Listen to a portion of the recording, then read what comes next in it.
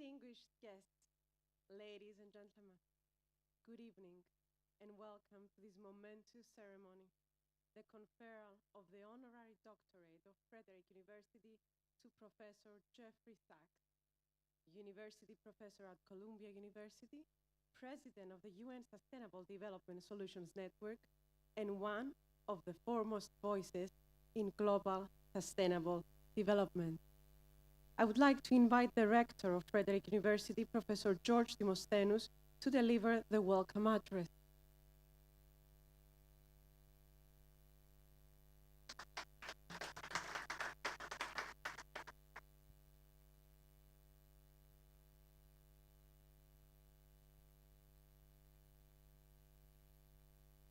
Dear Minister, dear Deputy Attorney General, dear Member of the Parliament, Your Excellencies, dear President of the Government Advisory Board, dear former Attorney General and Honorary Doctor of our University, dear President of the Cyprus Agency, Quality Assurance and Accreditation and Higher Education, distinguished guests, dear students, ladies and gentlemen.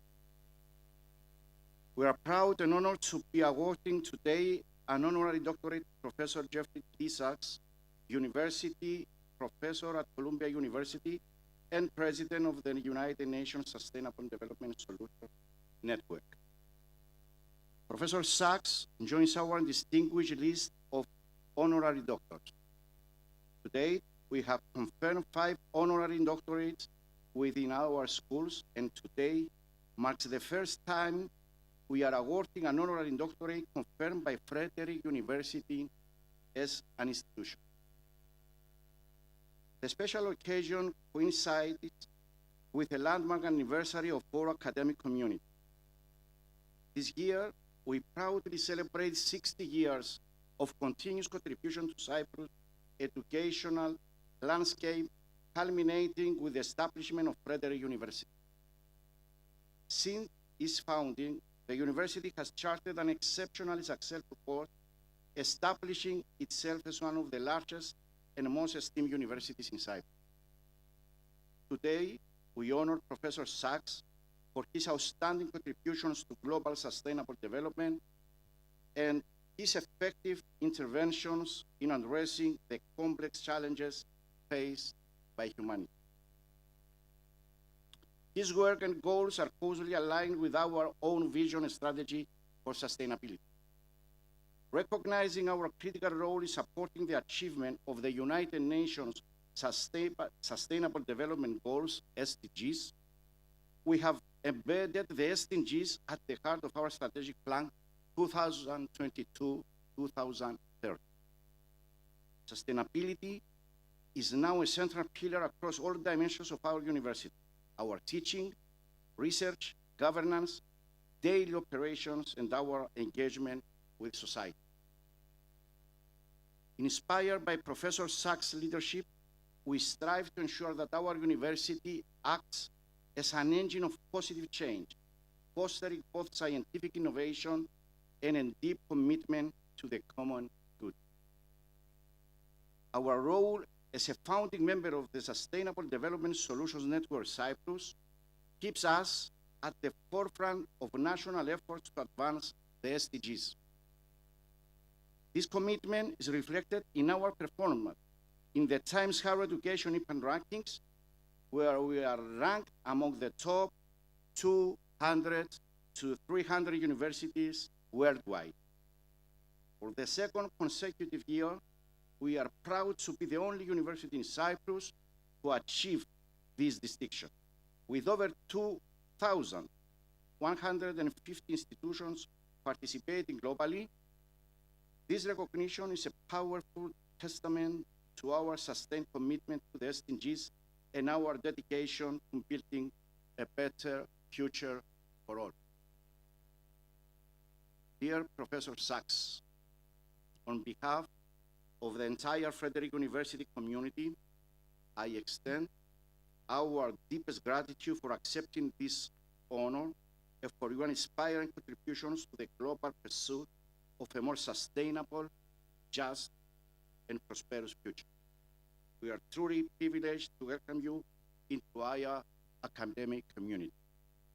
Ladies and gentlemen, thank you all for honoring us with your presence tonight at this special ceremony for our university. Thank you very much.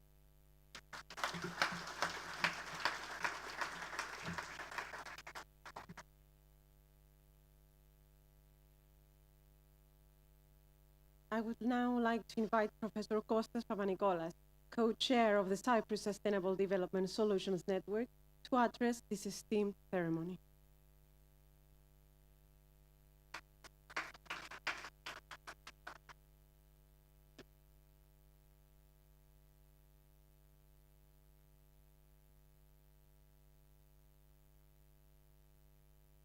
Excellencies, dear Rector and President of the Council of Frederick University, dear Professor Sachs, it is really a privilege to be here to address this extraordinary gathering for awarding a doctorate honoris causa to Professor Sachs. It is with profound pleasure and respect that I stand before you today to welcome Geoffrey Sachs to Cyprus as we gather to celebrate this remarkable event. Professor Sachs is not merely an internationally renowned economist. He's one of the towering intellectual figures of our times. He ranks, I would say, among the select group of leading contemporary figures, thinkers, along luminaries such as Noam Chomsky, Amartya Sen, Paul Krugman, Stiglitz, Piketty, and Acemoglu, shaping contemporary philosophy, thought, and political thinking. Through his illustrious career, Professor Sachs has played a pivot role in shaping the philosophical and political understanding and policies, I would say, that govern the global landscape today. His profound insights into sustainable development, economic inequality, and the intricate interconnections between social progress and economic policy have inspired countless individuals and institutions around the world, this being one of them, Frederick University. His ideas, but also his concrete advice to numerous governments throughout the last, I would say, 40 years, has shaped to no small degree the world order that we live today. I don't mean to imply that he's responsible for the mess we live today, but certainly it would have been much worse if they didn't listen to the advice he provided. As a leading economist, an inspiring educator, a philosopher, and a political thinker, he perhaps embodies more than anybody else the archetype of what an intellectual leader means in the 21st century. One of Professor Sachs' most defining contributions, and there are many, in his exemplary leadership is the exemplary leadership of the Sustainable Development Solutions Network. Through this network, he has fostered meaningful collaborations among governments, business, academia, and civil society, focusing on innovative solutions to the pressing challenges of our time, including climate change, poverty alleviation, and social equity. The impact of this initiative, SDSN, has been profound, as it seeks to mobilize the collective expertise of the global community toward achieving the United Nations Sustainable Development Goals. I'm really privileged to co-chair alongside with the chair of the council of this university, Natasha Frederick, the small chapter of the SDSN Cyprus, and I hope this is another opportunity to engage this message with this esteemed audience here. In Cyprus, Professor Sachs is no stranger. He has been here several times, and he has made significant contributions that resonate deeply within our academic and civic community. His remarkable influence in persuading the government of Cyprus to support the establishment of the Cyprus Institute cannot be overstated. Over 20 years ago, this institution has become a vital hub of knowledge and innovation, enhancing our capacity to address multifaceted challenges we face today. Because, to no small degree, actually to a large degree, of the steadfast support of leaders like Jeffrey Sachs. Moreover, in 2019, he played a leading role alongside with Laurent Fabius in advocating and succeeding in convincing the government of Cyprus to launch the Eastern Mediterranean Middle East Climate Change Initiative, a critical endeavor that has recently been revitalized and reaffirmed by President Christodoulidis, and especially in view of the coming presidency of the European Union by Cyprus in the first half of 2026.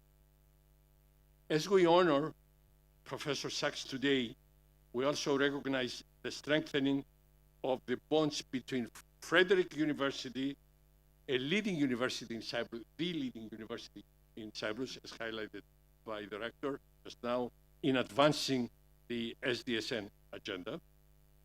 So this bond with Professor Sachs highlights the commitment of this university, I would say, of the SDSN Cyprus, but the whole society to our commitment for excellence, academic excellence in this case, peace, prosperity, and sustainable development.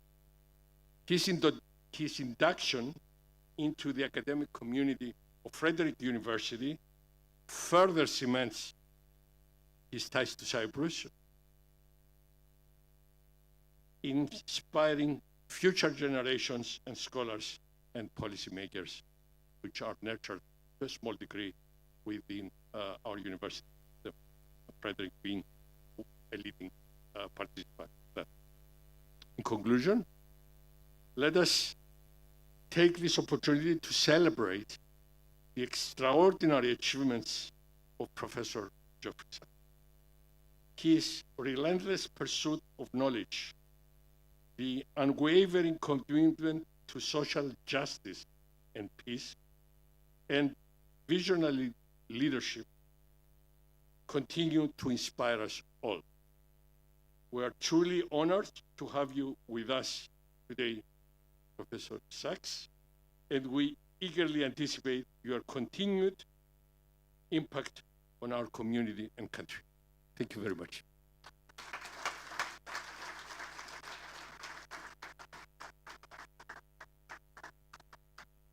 Thank you, Professor Papanikolaou. I would now like to invite the Minister of Agriculture, Rural Development and Environment, Dr. Maria Panagiotou, to address the event on behalf of His Excellency, the President of the Republic of Cyprus.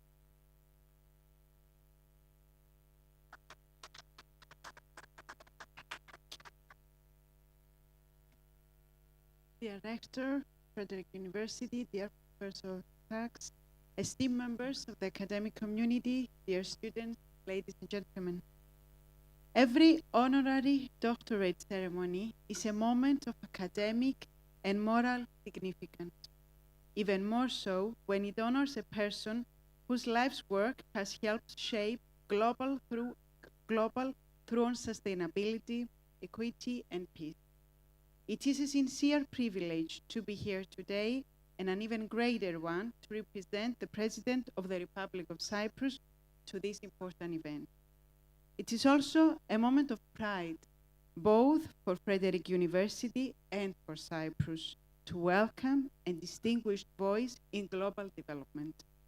Professor Sachs' contribution reminds us that small nations can be active participants in shaping solutions to global challenges. Academic distinction granted here reflects not only excellence, but also commitment to values that transcend borders.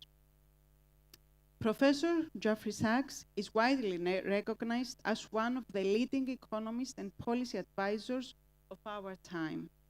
He is a persistent advocate of the view that true development must be inclusive, just, and environmentally sustainable. For more than 2 decades, he has played a central role in global efforts to combat poverty, promote sustainable economic growth, and advance a cooperative model of globalization. He has advised a wide range of governments across continents and worked with major international organizations on some of the world's more pressing challenges, from debt crisis and public health to education, climate policy, and food security. What sets his work apart is not only its scale, but its coherence and moral clarity. In books such as The End of Poverty, The Age of Sustainable Development and Ethics in Action for Sustainable Development, he outlines an integrated, science-based, and ethically grounded roadmap for our shared future. He invites us to move beyond short-termism and adopt policies that combine social justice, ecological balance, and long-term prosperity. From 2002 to 2016, he served as director of the Earth Institute at Columbia University, and today he leads the Center for Sustainable Development at the same university. In his role as president of the United Nations Sustainable Development Solutions Network, and through other leadership positions in international bodies, he continues to influence global agendas in areas such as climate action, food systems, and sustainable nature resource management, transforming knowledge into policy and policy into impact. Professor Sachs currently holds the title of University Professor at Columbia University, and the highest academic distinction the institution confers.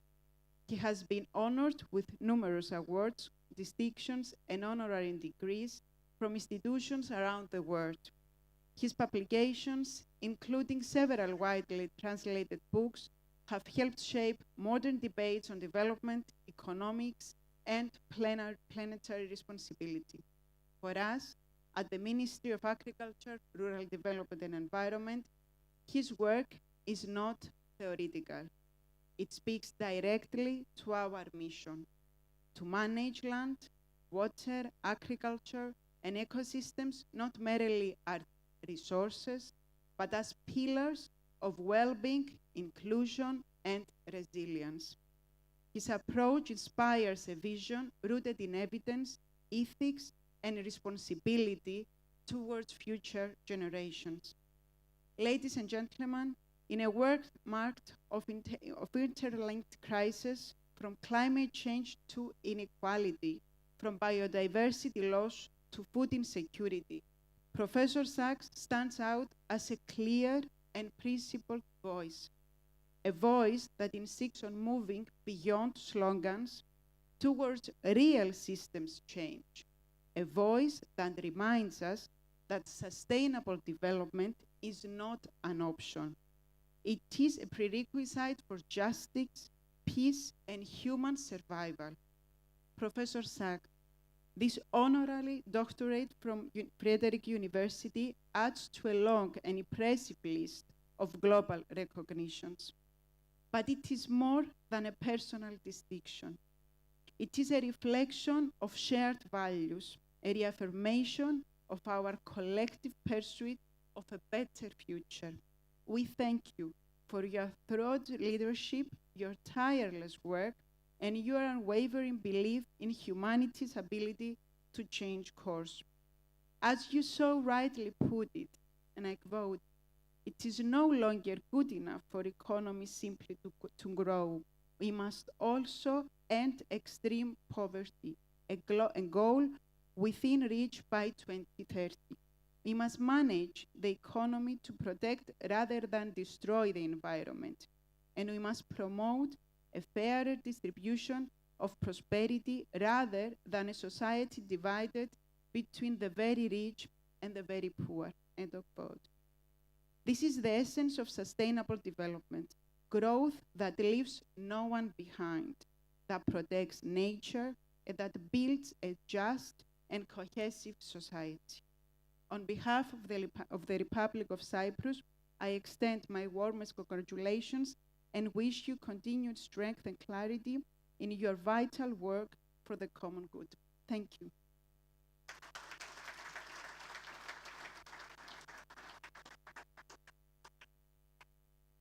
Thank you, Dr. Panayiotou. To officially commence our ceremony, please rise for the formal entrance of the procession of the Rectorate and the Deans of the Schools of Frederick University.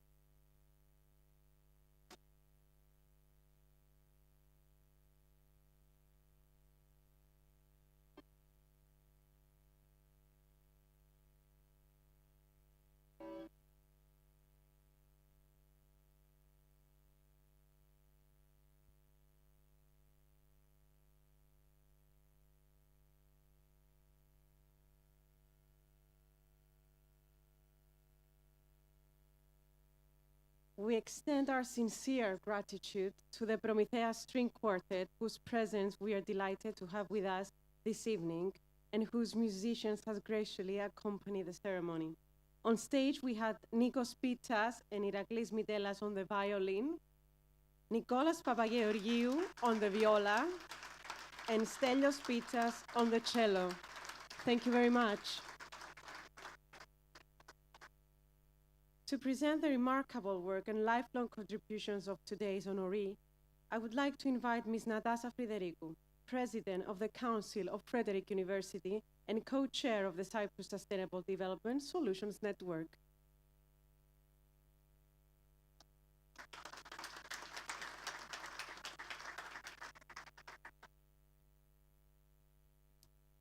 We have heard a lot tonight about Professor Sachs.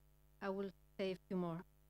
Distinguished guests, esteemed colleagues, dear students and friends. Today we gather not only to confer an honorary doctorate, but also to honor a man whose ideas, voice, and actions have shaped global thinking on what it means to build a better, more just, and more sustainable world.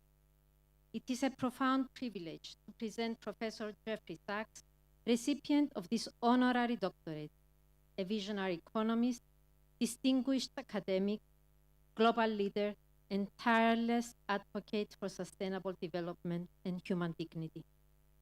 Jeffrey Sachs was born in 1954 in Detroit, Michigan. Raised by his parents, Joan and Theodore Sachs, he was deeply influenced by their strong sense of social responsibility. His father, a labor lawyer, was especially known for his strong commitment to social justice, a value that deeply shaped Professor Sachs' own worldview. Professor Sachs' journey into the world of economics is rooted in a formative experience from his youth. During his sophomore year of high school, he traveled with his parents to the Soviet Union at the height of the Cold War. Confronted with a society so different from his own, he sensed, even at a young age, that he was witnessing something of paramount importance. The experience sparked in him two fundamental questions that would guide his life's work.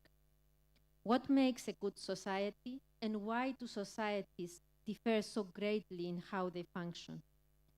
These questions became the compass of his extraordinary career, driving him to use the tools of economics not merely to understand the world, but to help solve its most pressing challenges. Inspired by the idea that an economist could serve society much like a doctor heals or a lawyer defends, he committed himself to a life of purpose through scholarship and action. His intellectual path led him to a distinguished academic career at Harvard University and later at Columbia University. Professor Sachs graduated summa cum laude from Harvard College in 1976. He continued his studies at Harvard University, earning both his MA and PhD in economics by 1980. His academic journey at Harvard was marked by his invitation to join the prestigious Harvard Society of Fellows while still a graduate student. Prior to joining Columbia University in 2002, he spent over 20 years at Harvard. Professor Sachs currently holds the title of University Professor at Columbia University, the university's highest academic rank. He serves as director of the Center for Sustainable Development at Columbia University, where he previously served as director of the Earth Institute for over a decade. Over the course of his career, he has advised dozens of heads of state and 3 United Nations Secretaries General, Kofi Annan, Ban Ki-moon, and Antonio Guterres, helping to shape the global agenda for fighting poverty, protecting the planet, and promoting peace.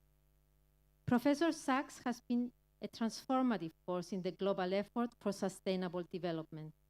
He played a fundamental role in shaping both the Millennium Development Goals and the 17 Sustainable Development Goals, SDGs, which were adopted by all United Nations member states in 2015 as a blueprint for building a greener, fairer, and better world by 2030.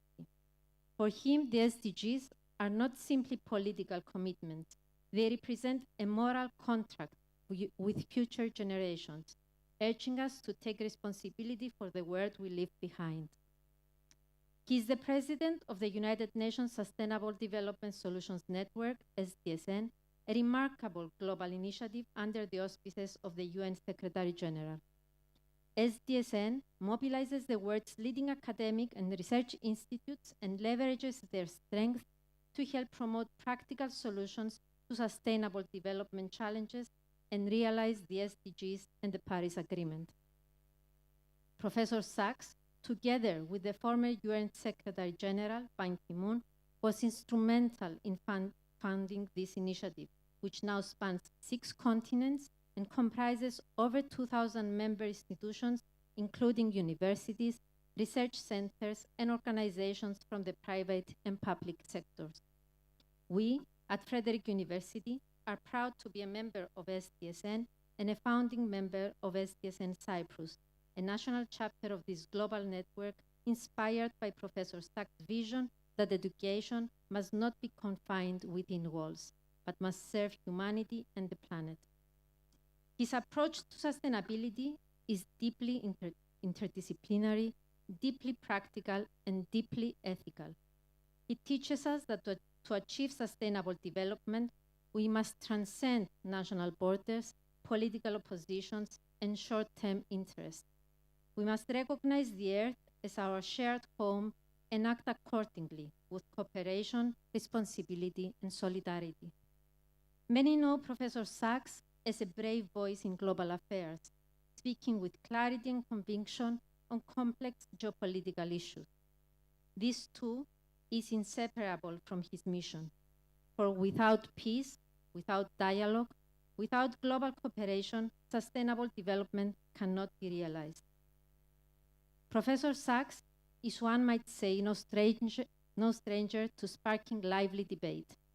As public intellectual who speaks with clarity and sometimes controversy on matters of geopolitics, his ideas often provoke discussions as much as admiration. In Cyprus, many people recognize his name and even more are familiar with his strong and distinctive voice on global issues.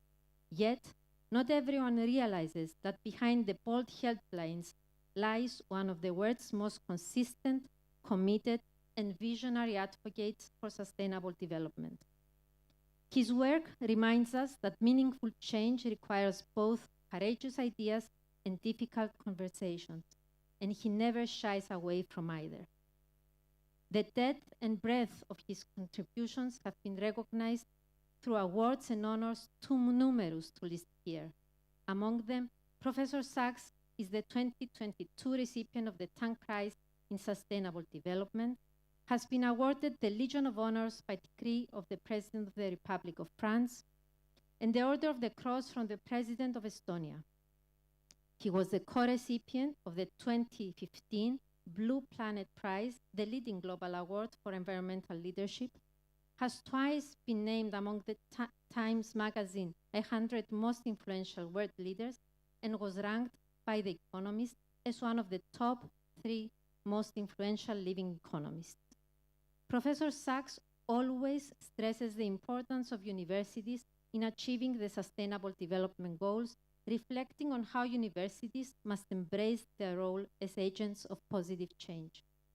He emphasizes that universities, or panepistemio in Greek, a word that declares the universality of knowledge, meaning all knowledge, have the potential to bring together diverse disciplines in a shared mission, whether it's to fight poverty, grow food more efficiently, or decarbonize energy systems. The work being done in universities must not only serve academic excellence, but also reflect a global mission to address our planet's most pressing challenges. Professor Sachs' leadership and commitment to engage universities in the pursuit of the SDGs have inspired institutions around the world to take meaningful action. At Frederick University, we are proud to be one such example. His efforts have profoundly influenced our approach to education, encouraging us not only to equip our students with knowledge and skills, but also to nurture their ethical leadership, compassion, and sense of global responsibility.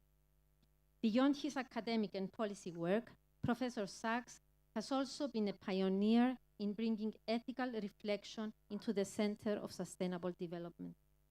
In 2021, Pope Francis appointed him to the Pontifical Academy of Social Sciences, a distinguished body dedicated to the advancement of human dignity and the common good. Professor Sachs has been a frequent contributor to the Vatican's work on education, ethics, and sustainability, recognizing that spiritual and moral leadership must be allies to scientific and policy efforts. In 2022, Professor Sachs co-edited the book Ethics in Action for Sustainable Development, bringing together interfaith leaders and scholars to build an ethical foundation for sustainable development. With a foreword by Pope Francis and Ecumenical Patriarch Bartholomew, the book highlights that sustainable development is not just a technical goal, but a moral imperative grounded in our shared humanity. Today, we reflect with deep respect on the recent passing of Pope Francis, whose profound vision for a more just and sustainable world inspired countless individuals, including Professor Sachs. What I find particularly remarkable is that despite the enormous challenges that he witnesses, environmental degradation, inequality, conflict, and the slow progress towards achieving the SDGs, Professor Sachs remains anchored in hope. Hope rooted not in a naive optimism, but in a deep and rational belief in the human capacity for cooperation, creativity, and compassion. Through his books, his public service, and his leadership, he calls upon us, educators, policymakers, students, and citizens to live up to the responsibility of our time. He teaches us that sustainable development is not only achievable, it is essential, and that the moral arc of history bends towards sustainability if we have the courage and the wisdom to act. Today, as we honor Professor Sachs with the title of Honorary Doctor of Frederick University, we celebrate a vision of leadership that combines brilliance with humility, advocacy with action, and knowledge with hope.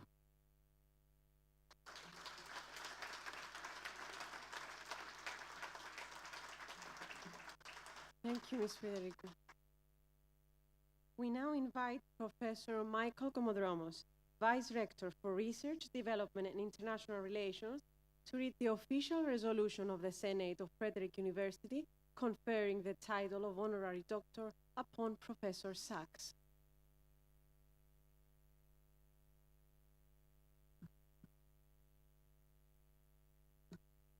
Resolution. Upon decision by the Senate and confirmation by the Council of Frederick University, because Dr. Jeffrey D. Sachs, a distinguished scholar and university professor whose pioneering research and scholarly work in sustainable development, global economics, and social justice, as well as his unwavering and multifaceted contribution to education, has greatly advanced the global academic community.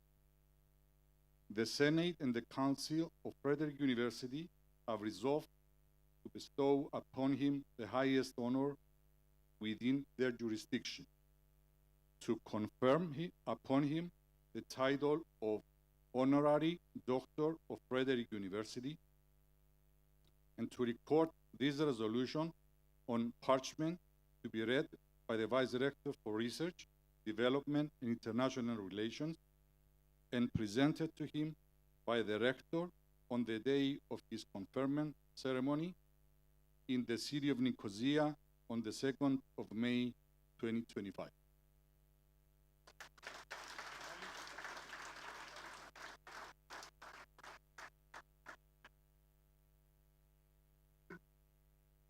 It is now time for the formal conferral of the honorary doctorate. I invite the Rector of Frederick University, Professor George Demosthenes, to proceed with the investiture of Professor Jeffrey Sachs with the academic gown.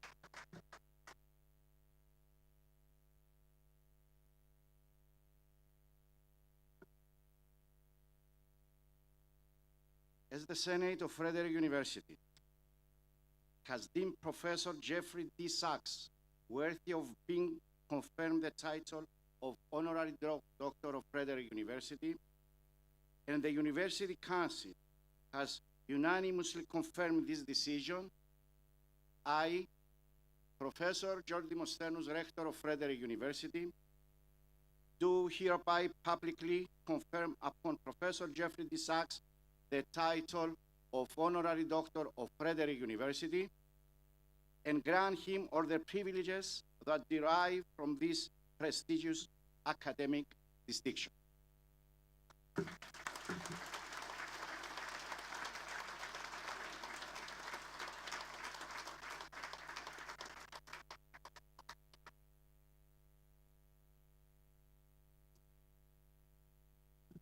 It's nice to get dressed in public this way. And it's wonderful to be among friends and people that I admire. I'm profoundly grateful to Frederick University, to Madam President, Rector, to all the deans, to the faculty, the students, for this great honor and for welcoming my wife, Sonia, and me so warmly and so much part of the family. And we feel very much part of the family of Frederick University and the family of Cyprus, I must say. I'm also deeply grateful to Dr. Kostas Papanikolas, a world-renowned physicist, for first bringing us to Cyprus a quarter century ago in the founding moments of Cyprus Institute, and for showing us the wonders of your country, the beauties of this region, and for inspiring me and inspiring Sonia with your leadership.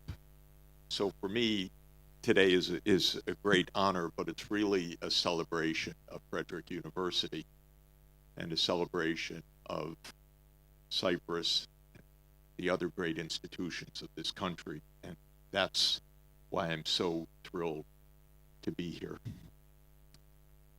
Let me say that if you are a scholar anywhere in the world, fundamentally, you are part of the Greek community. You invented this stuff. And I came to understand that step by step over the last 50 years. I didn't quite know it at the beginning.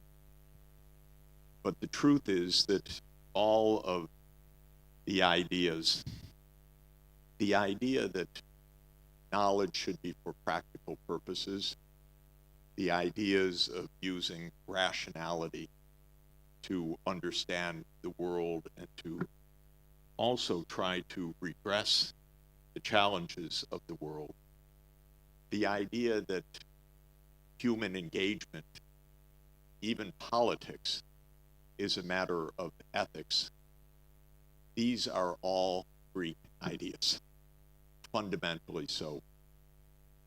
And as you mentioned, Madam President, my favorite word is panepistemio.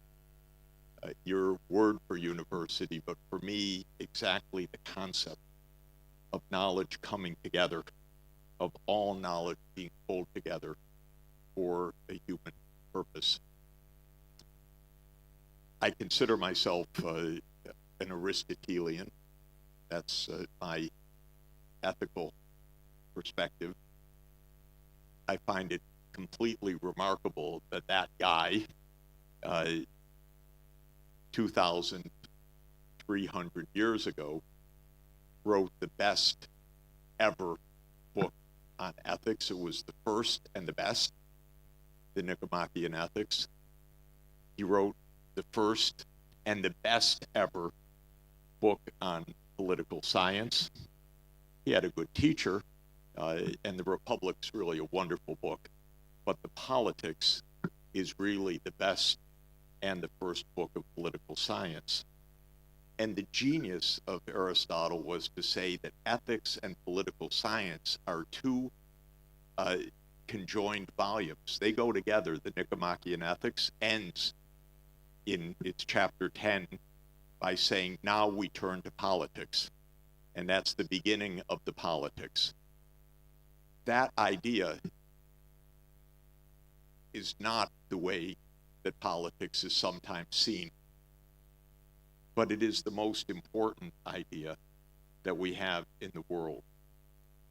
And ethics for the Greeks, the ancient Greeks, was not some highfalutin concept of rules and principles. It was a very practical discipline of how to live to produce the kind of eudaimonia, the kind of happiness and thriving that we need. So it was very much grounded, very much down to earth, very much based on the most remarkable perspicacious observations of human nature and human flaws and how to cultivate the better side of our human nature, and how to use that both at the individual level and at the community level, at the level of the polis, at the level of the political community, to produce the outcomes that we need. I also have to tell you something very practical also about the inspiration of the ancient Greeks. When you are an economic advisor, as I am, you fail 9 times out of 10. You give advice, it's ignored, it's rejected. Most philosophers in history are rather frustrated in their pursuits. Another great philosopher of all time, Confucius, went kingdom to kingdom. Nobody listened for all his life. He finally sat down with his disciples at the age of 70, and from there came the Analects of Confucius and 2,500 years of Chinese civilization emerged from that, but from failure. When I look at the greatest of all thinkers of history, I am profoundly encouraged by the fact that Plato failed every time he served as an economic advisor. You may know that Plato tried 3 times to advise the Syracusan government. Once he was almost sold into slavery, and he escaped at the last moment. But do you know how heartening it is to know that Plato also failed so many times? This is about the best inspiration in life one can have, actually. It gives you license to think, to argue, to discuss, not to expect necessarily you succeed or you win the argument or you carry the day, but that you have a chance to try your best to be right, to be accurate, to be constructive. And I think that that is our obligation. Thank you for mentioning Pope Francis. The world buried a few days ago. And just to mention one point about the Catholic Church and this great honor that I have to be an academician in the Pontifical Academy of Social Sciences. They too are Aristotelians, and that's in a literal sense. Of course, there's Christology and theology as well, but I'm sure that you know that the Catholic social teachings, formally, which were in their modern variant, initiated in 1891 by Pope Leo XIII in an encyclical called Rerum Novarum, which means the new things, and he meant the new things of the industrial age, explicitly looked back to St. Thomas Aquinas. St. Thomas Aquinas was 750 years ago a professor at the University of Paris. And what was Aquinas's mission in life? It was to take Aristotelian wisdom and combine it with Christian theology and Christian ethics. And so St. Thomas Aquinas was at the core an Aristotelian, and the modern Catholic social teachings at the core are Aristotelian. And I can tell you that this is also literally the case because the former chancellor of the Pontifical Academy of Social Sciences, a wonderful bishop and a remarkable philosopher named Marcelo Santos Sorondo, who inducted me into the academy, would sit next to me at every meeting. And whenever anyone said almost anything intelligent, he'd lean over to me and said, Aristotle said that. And this would be the constant refrain. And we feel that, so we're trying to apply this grand 2,350-year-old knowledge tradition to the challenges of our time. I regard sustainable development, and I'm so grateful that Frederick University has taken this to the core of the curriculum, to the core of the mission of the university, to the core of the practical training and design, including in the policy lab of the university for very practical training of students. I regard this idea of sustainable development to be the best we have in our time to guide us into what we should be doing to make a world of eudaimonia, to make a world of human thriving. And sustainable development entails 4 interconnected ideas. And like Aristotle, it is teleological.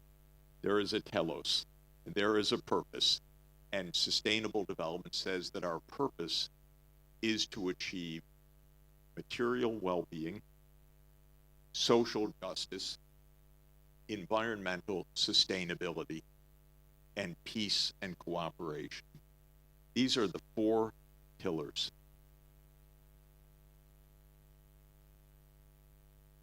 There are 2 critical senses for me about sustainable development. One is that it is an aspirational idea. It is a telos. It is an aim that I believe is not only justified, but is adopted formally by all 193 member states of the United Nations. The second is it is a way of thinking. It is a systematic science, in my view, but it's a science that is just being born. It is not typically, and never was in the 20th century, a department or a degree or a way to organize the curriculum. It's new, but it's new because it fits the needs of an age where the scale of human activity, the size of the economy, is physically wrecking the planet on the one hand, and the institutions that we have are creating inequalities that are so startling they have never been before seen on the scale that we have them, where one person, whom we can call informally our Prime Minister, Elon Musk, has a net wealth of $300 billion, and 1 billion people today struggle to survive today on the planet. And so sustainable development has become our real challenge. Can we use the know-how that we have, the technology that we have, which is brilliant and breakthrough in every way, advancing at a pace unimaginable even just a few years ago with all the advances of computation and artificial intelligence? Can we use this rationally and ethically to build a future that is worthy of human beings and that can keep us safe and provide the kind of future that every parent and every grandparent in the world wants for their children and their grandchildren? And to my mind, that is the purpose of sustainable development as a system of thought, as a field of analysis. And in that sense, it's a field of systems thinking that combines earth systems, engineered systems, political systems, economic systems, and ethics into a formal integrative framework. And in this sense, we need to rebuild how we teach, how we train, because this is something different, and it is something new, and it is something extraordinarily exciting. It's also something new for our governments. Our governments all over the world need massive retooling to be able to achieve collectively in our world the kind of objectives that we have set, that we need, and that we depend on achieving. There's nothing automatic about sustainable development. There is no invisible hand that will guide us magically to a world that is prosperous, socially just, environmentally sustainable, and at peace. Far from it. Not one of these objectives is secure at this point. Our institutional framework globally, our nation-state system, our market system, does not deliver sustainable development. We need rethinking, we need retooling, we need redesign. And let me mention, from a political point of view, two fundamental aspects of this.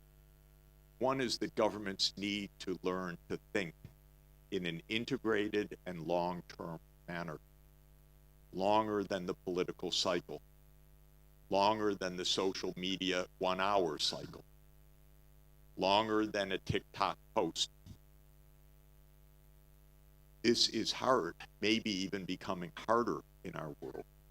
But governments need to be able to think at a scale of 20 years, 30 years, and they need to be able to do that in engineered systems of energy and water and physical infrastructure and transport and digital connectivity and precision agriculture, and put these pieces together in a sound, rigorous, scientifically based and engineering based way. Most governments are not capable of this. My own government in the United States thinks at the time horizon of about an hour now. There is no planning. We don't even know what the next hour will bring. And for other governments, not quite as extreme in that, because it's hard to be more extreme than the US. We call ourselves exceptional, and indeed we are. Governments generally lack that long-term thinking. There's a second dimension of sustainable development that is essential for governments. And this is absolutely difficult and paramount for Cyprus. And that is regional cooperation and regional peace. I can tell you as an economist, you trade with your neighbors. We have in economics something called the gravity equation, which means that the amount of trade between two economies is the product of their sizes divided by the distance squared. It's an empirical relationship that looks like the gravity equation, and so we call it the gravity theory of trade. But the point is, countries trade with their neighbors, countries share ecosystems with their neighbors, countries share fisheries with their neighbors, countries need to connect in energy systems with their neighbors, because if it's cloudy here, it's sunny someplace else, and you want the transmission grid to be sharing those green electrons in a larger geographic space. Well, as you know very well, and maybe no country has been more at the center of the clash of empires throughout history than Cyprus. I think you probably are number one. Every major empire has visited, by my count, from the Persians, the Greeks, the Romans, the Umayyads, Byzantines, up to the British, the Americans, and everyone else. you've been visited by everybody because you've got some wonderful real estate, by the way. And so everybody wants to come and visit. They don't all get to have an honorary degree, so they come and try to take something. This is a ground reality of your geography at the crossroads of Europe and Asia and Africa and the Middle East. You are unique, and your place in history has been unique because of this as well. But this case for diplomacy is of fundamental importance, as difficult as it is. And here is where I believe we must be speaking out every day.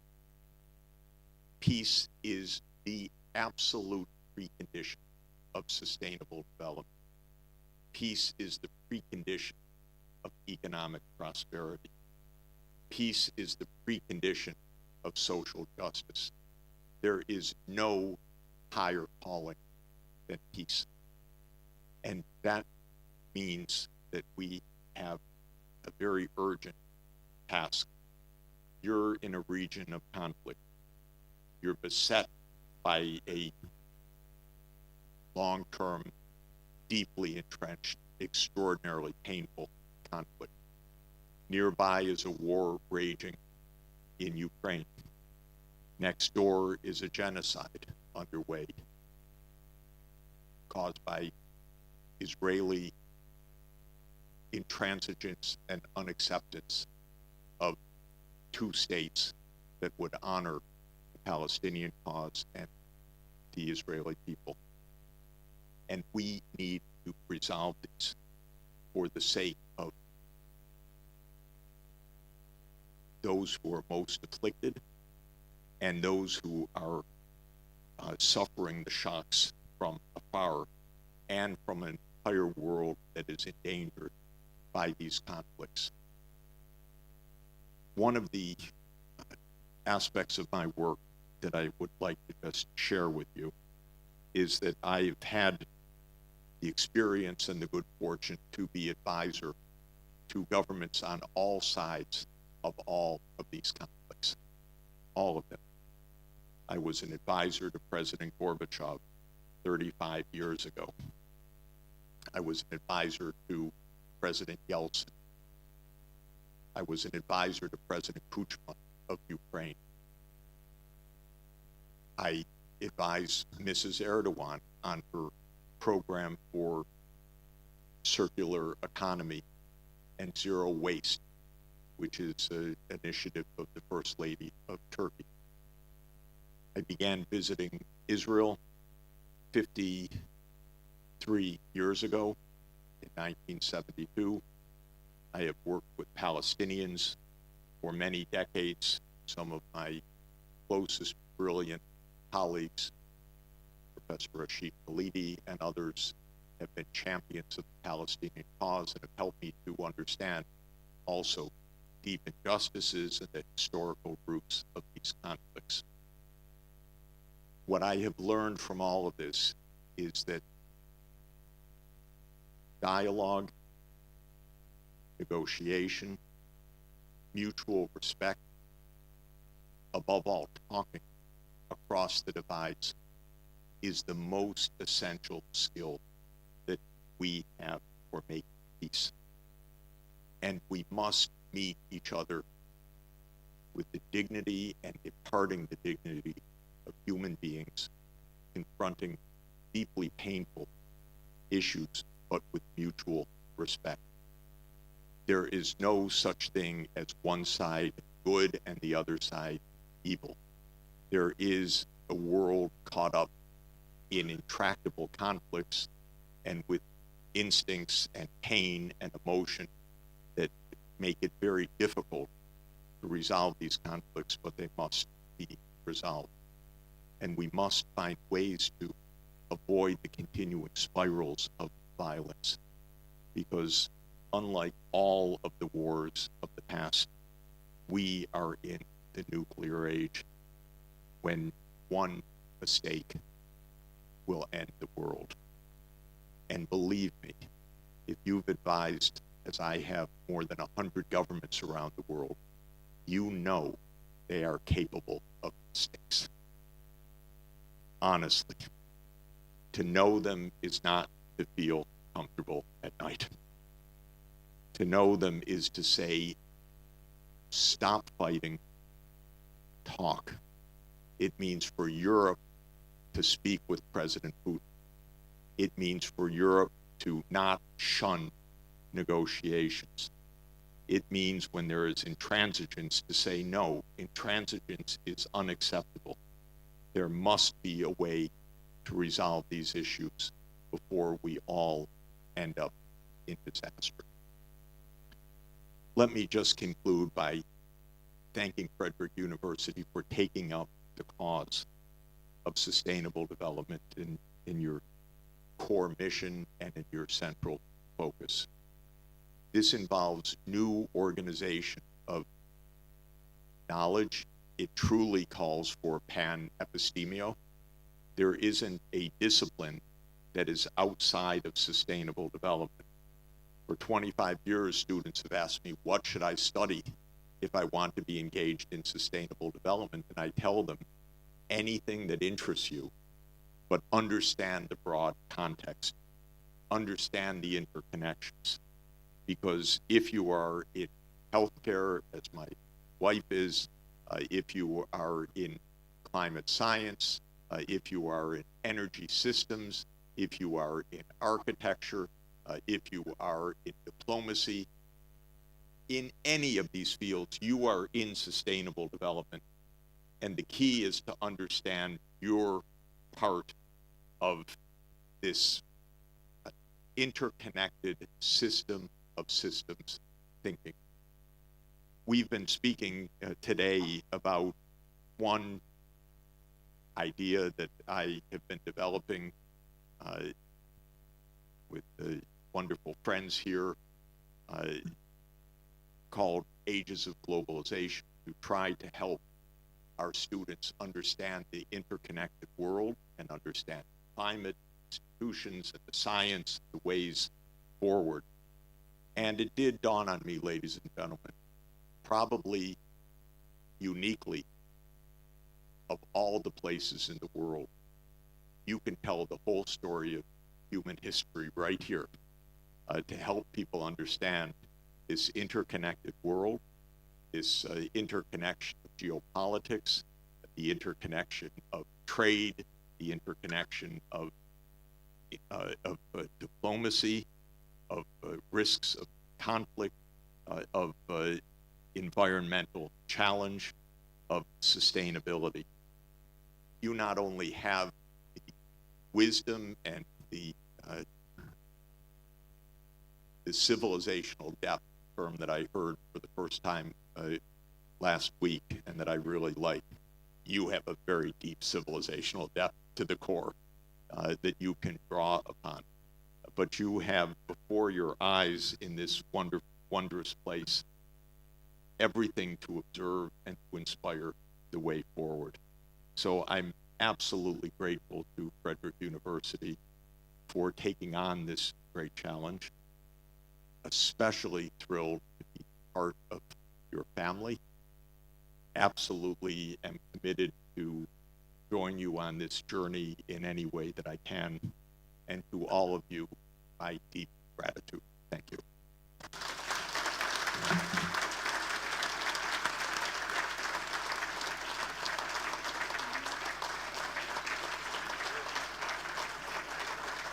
Thank you, Professor Sachs.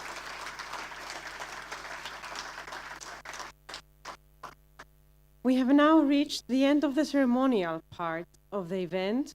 We will open the floor for a brief 15-minute discussion with the audience. Kindly wait for the microphone to be passed to you and state your name and affiliation before your question.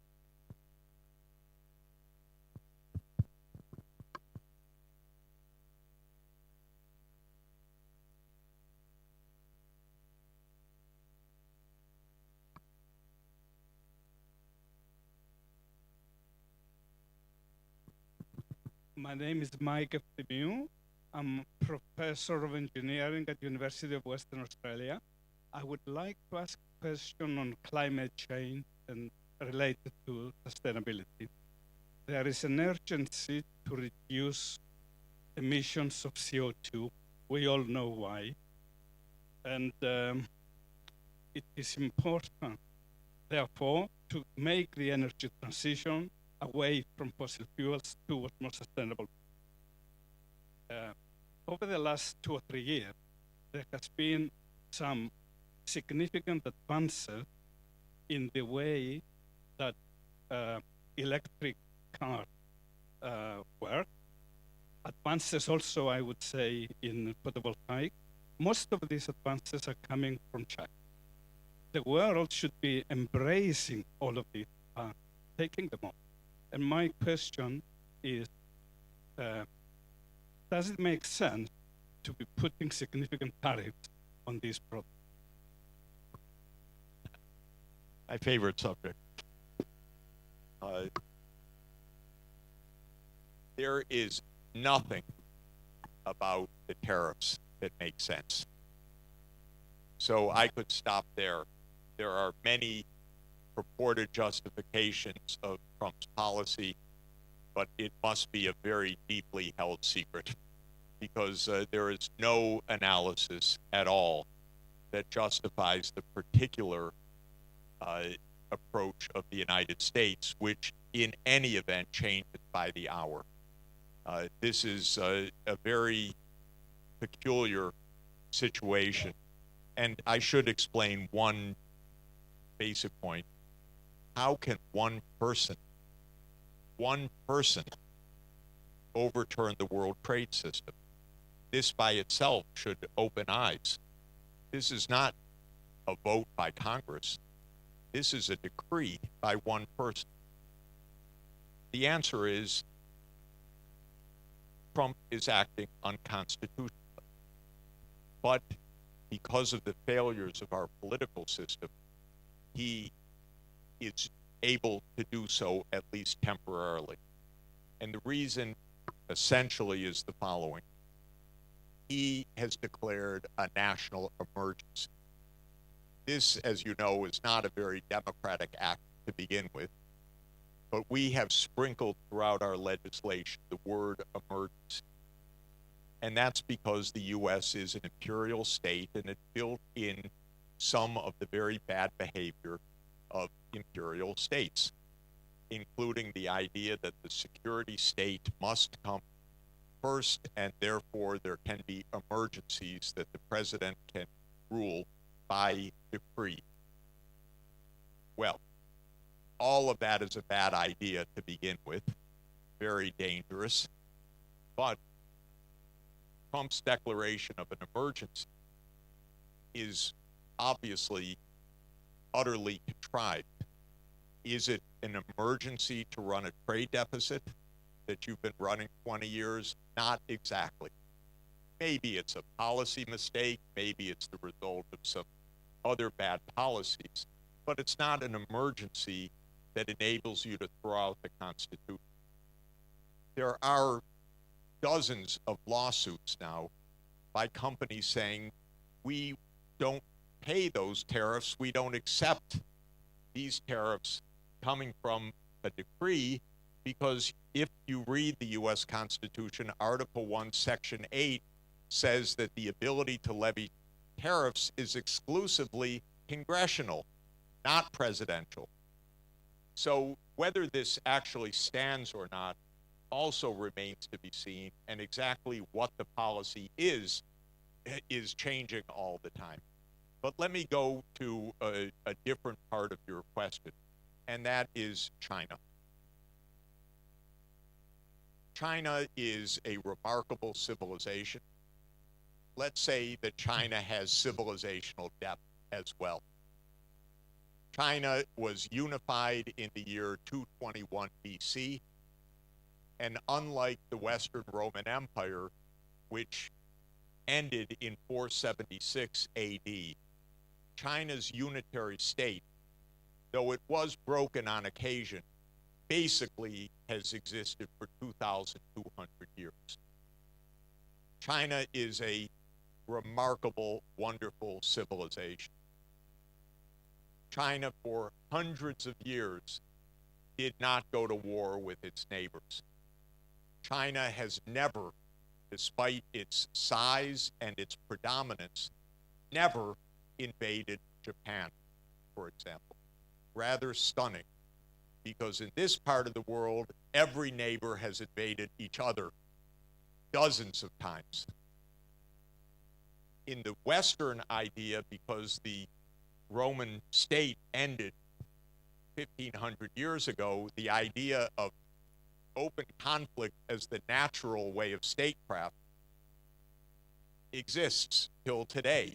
Even when we teach international relations, it's an anarchic world. This idea is completely foreign to Chinese international relations, which is based on the idea of a Confucian harmony, not on an anarchy.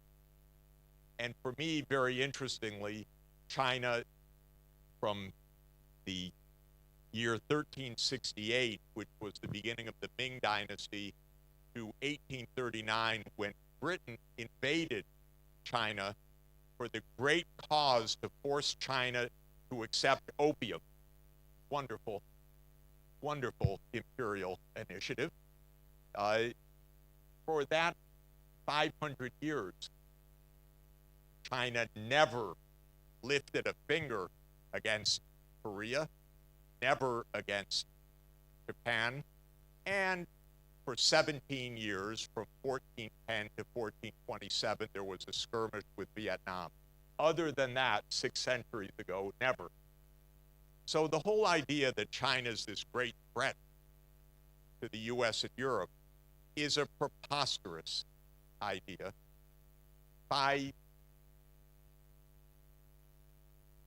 that fundamentally arises from the Western mindset of anarchy, the Western idea, Greek word, hegemony, the idea of being a hegemon. By the way, it is true that democratic states not only are not immune to the impulse of hegemony, the greatest democracy of the ancient world, Athens, was absolutely imperialistic. The greatest democracy of the 19th century, Britain, defines imperial domination and war. And the United States, as a fragile democracy today, is an empire as well, and a not very attractive one in its foreign policy, unfortunately. So I view the whole antipathy to China as a basis from a competitive zero-sum mindset, which is a misreading of the world, from bigotry and from ignorance, which usually go together. And that is why we think China is an enemy. There is no other reason, in my view, than that. Now, China is much more systematic in its governance than the United States, for example.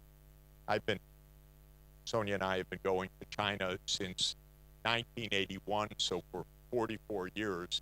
We've watched meticulously, year by year, how China went from poverty to the cutting edge of world technology. They've done it through extraordinarily hard work, extraordinarily diligent investment, very high saving rates, massive education, hundreds of thousands of top degrees every year being given across the country. So they've earned their recovery from a disastrous century at the hands of the European empires, the United States, and Japan. No, thank you. They were invaded several times. They don't want to be invaded again. They don't want to be broken apart again.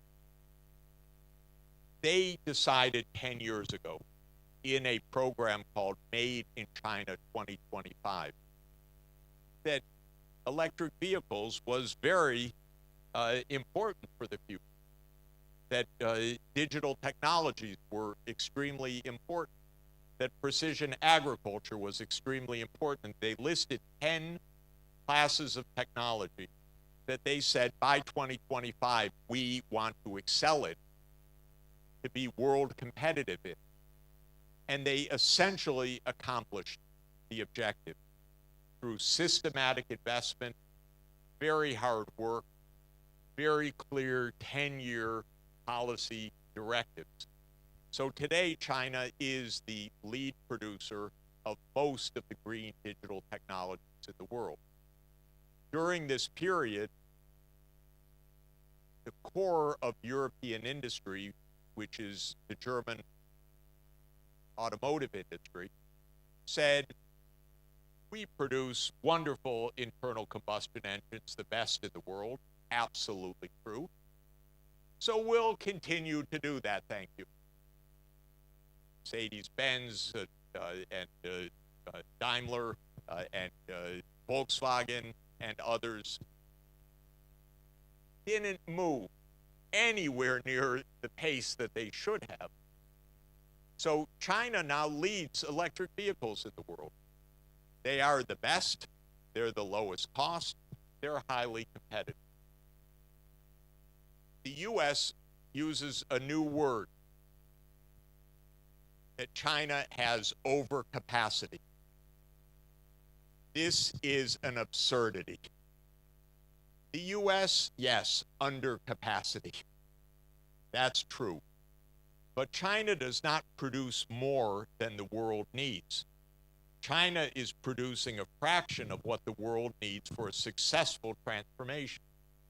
China has the capacity of about 1,300 gigawatts of solar module production each year. About half of that is sold right now. The other half is desperately needed if the world's going to succeed in the energy transformation. We shouldn't be trying to stop China from doing this. We should be partnering with China. The US, honestly, they haven't read Aristotle. This is the basic point. They don't get it. But Europe can do better. Europe should propose to China a partnership. You have the Belt and Road Initiative. We have the Global Gateway. Let's work together. We invest from west to east. You invest from east to west. We meet in Samarkand, and we unite Eurasia in a green and digital future. This is how Europe would prosper, would succeed, would regain what Europe should have, which is dynamism economically and technologically. Don't follow the US into the mess. This is my real advice. You are part of Eurasia. It happens that on the other side of Eurasia, you have a very dynamic partner. Work together, and you can bring Eurasia, which is the core of the world economy, into the high technology, digital, and green era. And this is what should be done.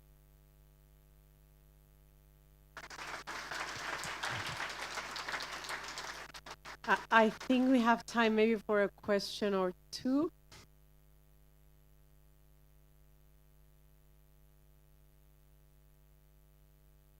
Excuse me for moving slowly. Yes, excuse me for moving slowly, but the nice place where I start now. First of all, let me welcome you to Cyprus. It's a great honor to have someone like you here and deliver a macro approach to the issue of the environment. I thank you and congratulations for getting this honorary degree. I thank Frederick University for giving me this publication today. And I have a question. Politics are local. We are in Anglanjan now. My name is George Anayotos, George Konstantin Anayotos. I come from a very small village in the center of the island, a very green forest on the mountain. The river Pidias cut 4 villages in ancient Tamassos, the area that's called Tamassos, the heart of producing copper in Cyprus. My village is called Pera Orinis. That means across the river. The other 3 villages are called Politico, Ergates for the workers, and the other one is called Pera, across the river. And the other one is called Episcopio, for the priest. So, all politics are local. You gave us a macro approach, where the environment is, where is it going, etc. Thank you very much for this. I would like to hear your views on the micro level. In Aglanja, last night I was with my driver. I have a driver because I can't drive, because of my condition. I told him I'm going to this, but I have someone else to drive me. He said, why this is so important? Because it's Jeffrey Sachs. So the question is, in Aglanja, when he was driving me around where his house is, I saw garbage cans, like 3/4 of the garbage can, covered by garbage. Covered, you couldn't see the can, the garbage can. My driver is a garbage truck driver at night. He works for the government. And in the morning and night, different his job. So I tried to explain what you will cover in your speech that I thought, which is exactly what you did. My question is, how do you give incentives to locals, like in Aglanja, not to buy garbage bags from the supermarket that are much cheaper than what the government is giving them, selling them actually, and have the incentive not to throw this? They can. I mean, if they get arrested, that's a big problem, right? So how do they do it? Thank you for the Yeah. question. I think it's clear. So Professor I Sachs. hope it's clear, Dr. Sachs, It that is. I'm really worrying about the micro aspect and how to incentivize these people in the world of uncertainty. Big uncertainty with risk and incentives not shared optimally between. Exactly. Thank you very much. Thank you very much. Let me say that many places have successfully addressed the question of single-use plastics, of actually shopping bags, and so forth. We go to some places that are absolutely devoid of the kind of refuse that you would see in other places. So first point is that there are solutions, and there can be certain kinds of incentives or regulation or pricing and so on. This is a perfect topic for a student assignment. This is a wonderful topic for a group of students to take on and do. Fine. Zipper.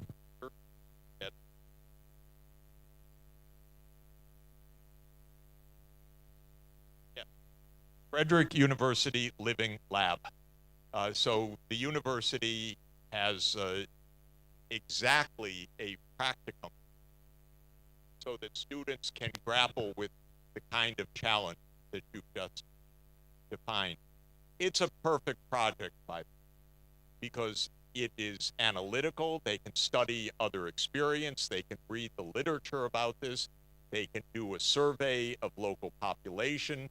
They can look at the sources of this garbage, whether it is the plastic bags or other things, and then they can argue for a certain kind of approach, maybe even do a trial project in one of the 4 villages and compare it with the baseline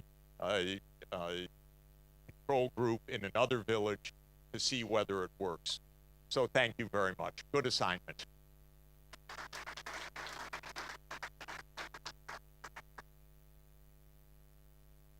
Hello, sir. I am Michalis Saris, an economist by training. You were a little optimistic, I saw in your tone, about what Europe can do to follow its own path. But can you explain to us, we are a relatively small place here to understand, how can 27 leaders elected through a democratic process, convincing people that they are worthy, they meet, find a good reason to relax the budget constraints. They look at the environment, they look at income inequality that leads to right-wing extremism, and they find that the reason why they want to relax the constraint is to rearm, because the probability of Russia invading Europe is greater than environmental disaster or the threats from income inequality.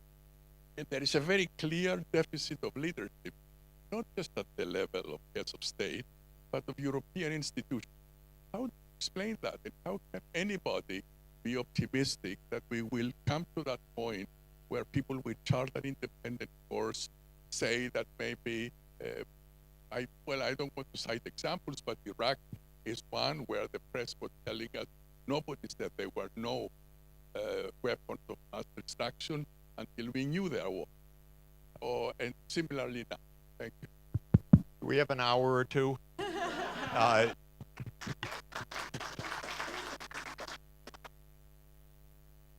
Let me start quickly, maybe 4 or 5 minutes if possible.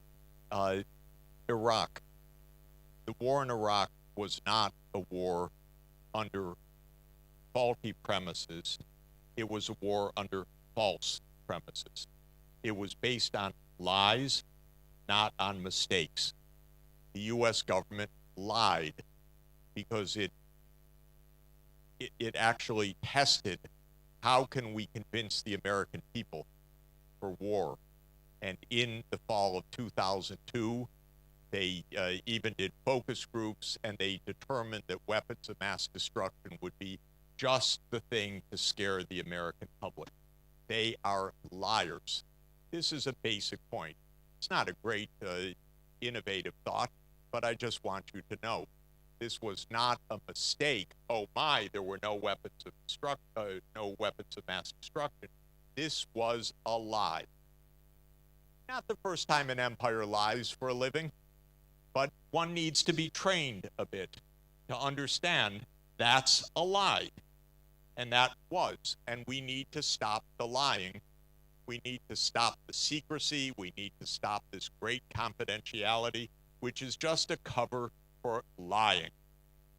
So this is just a side note on this. In substance, Europe does not need $800 billion of armaments. Europe needs to send a senior official to discuss with Foreign Minister Lavrov or President Putin how to end this in a mutually satisfactory way. Europe has no diplomacy right now. There is no diplomacy.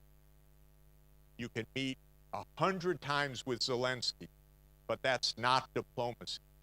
Diplomacy is to meet once with President Putin, which has not happened since February 2022.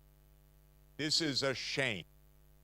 Now, President Trump has actually opened up diplomacy between the US and Russia, and Europe's answer was no way, except let us be at the table. And my feeling is that's absurd. If Europe wants to negotiate, you don't need to ask permission of the United States.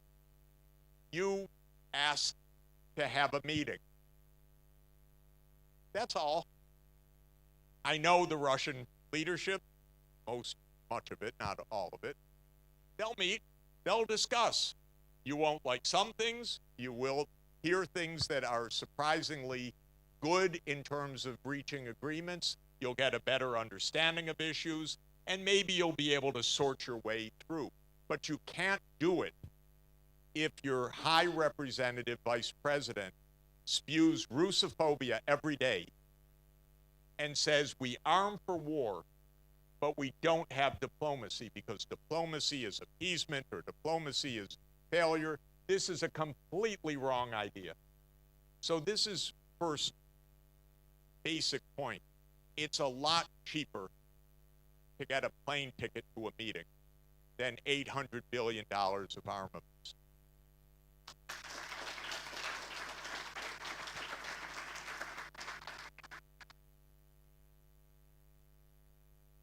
There is really also a very complicated, hours-long discussion to have seriously about how Europe functions right now.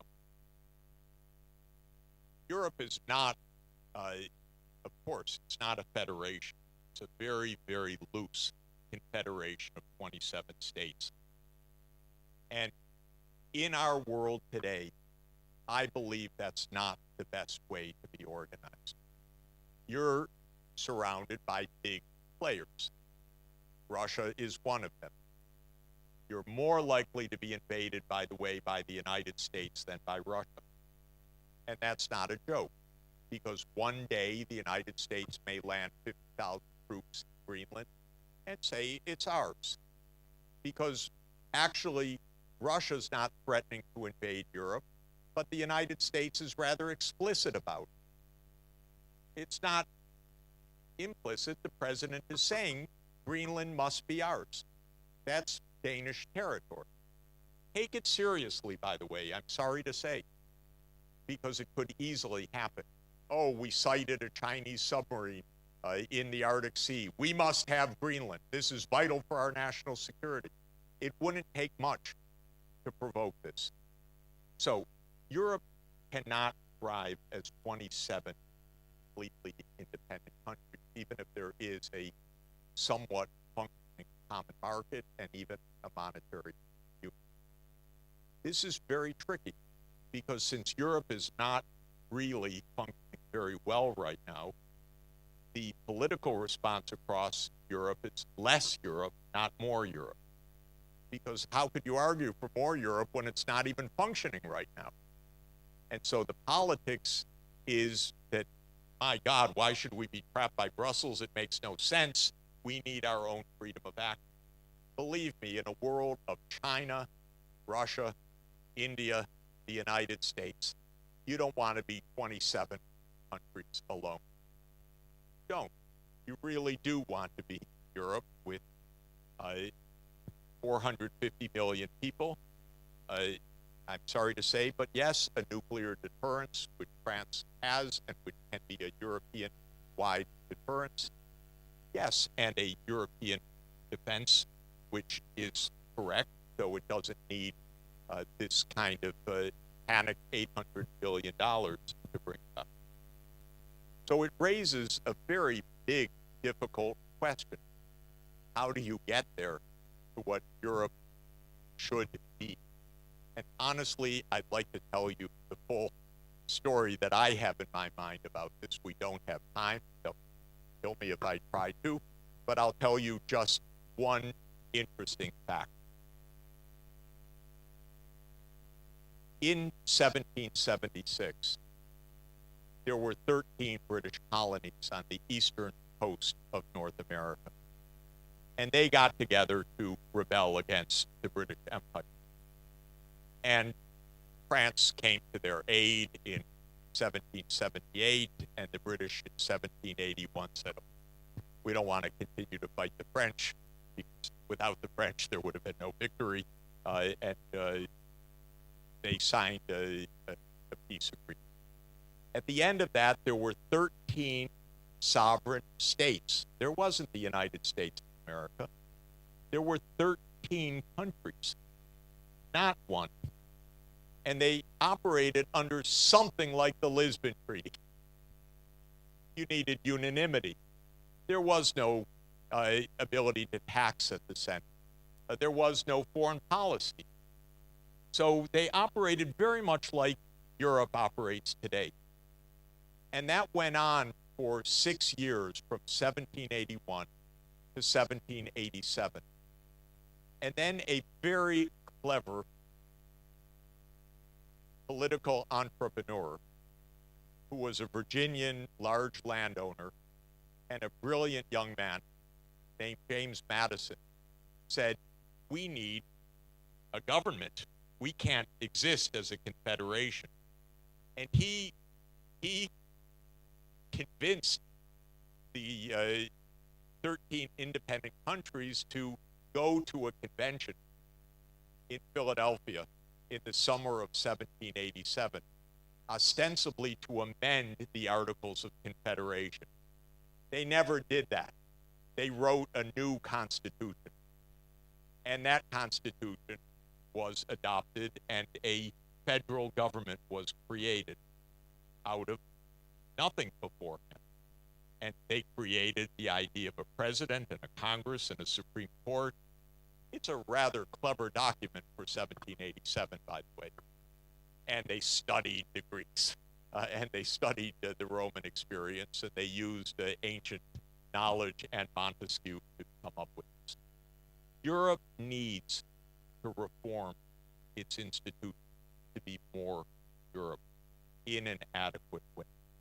Because if everything depends on unanimity, you can't actually manage successfully in a world where you're pulled by much larger powers than any of the 27.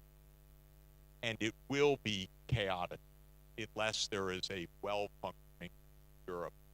It seems like a distant dream right now, but I think that if responsible political leaders, not warmongers, as in Brussels right now, because this is not the approach, not panic, but logical thinking says we need to strengthen our capacity to negotiate with the United States, to negotiate with Russia, to negotiate with China, to negotiate with India.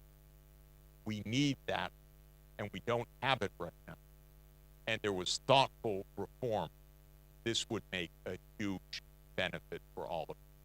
Thank you. Thank you, Professor Sachs. I believe that everyone will have some time during the reception discussing other matters with you. Dear guests, as we come to the close of this exceptional evening, we thank you all for your presence here today. On behalf of Frederick University, we once again extend our sincerest congratulations to Professor Jeffrey Sachs and our heartfelt gratitude to all who have honored us with their presence this evening. Before inviting you to join us for a reception, please rise as the procession of our honoree, the rectorate, and the deans leave the room.